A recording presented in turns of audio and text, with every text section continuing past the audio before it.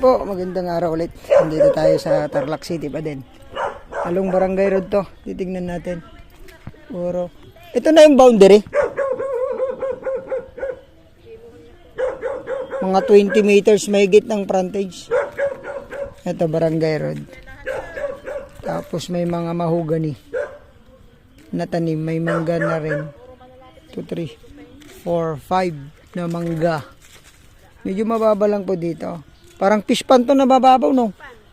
Fish pan. Pero pwede nang ano yan, tabunan para gawing residential. Ito po yung daan nila. Medyo na ano na. Pero ayusin na lang para makapasok doon sa sakyan nyo. Ito, sisementohin na lang. Ano yun?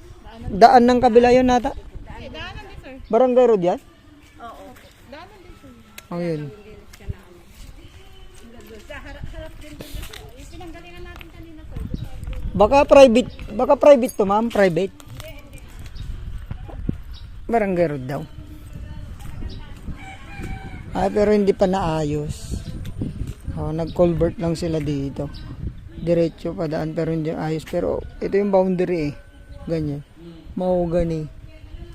Kung pwede na itong maani, mahogany oh. Tapos yun, doon na rin talaga yung daan. Ito, bahay. Medyo ano lang kasi hindi na tinitirhan pero maganda pa din. Tingnan nyo po. 995 square meter. Busy lang yung seller oh. Busy, di tayo pinapansin. Busy, pero maganda daw mga sir. Ano lang, talagang tabunan niya dito kung ayaw niyo na siyang maging fish pan. Residential pwede. Ito may mga puno ng mangga. Boundary, may mga mahogany. Ito yung bahay oh. Kulang na lang po ng ano, ng pintura. Tapos naka ano pa siya. Bago pa yung bubong. Tapos steel truss pa yung kanilang gamit. Kulang lang po ng ano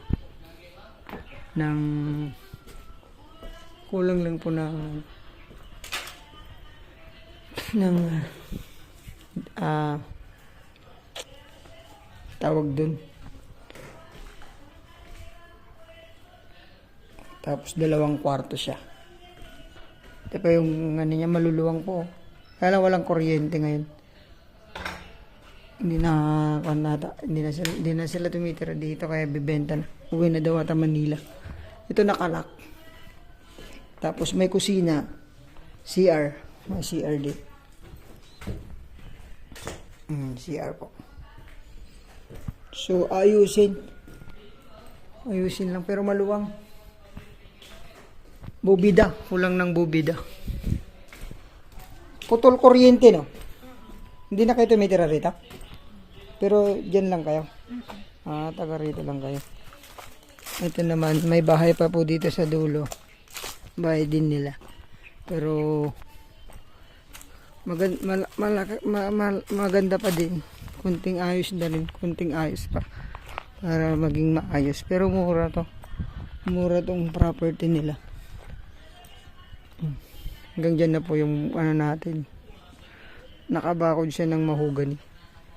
Ito yung likod. So ayusin na lang yung bahay hanggang dito yung boundary natin. Tapos yun na lang hanggang doon oh. So mga 20 na mahogany. Tapos mangga 5 mangga ang boundary natin. Alam niyo po mura to. Nasa 1.5 million lang. Tapos may bawas pa daw.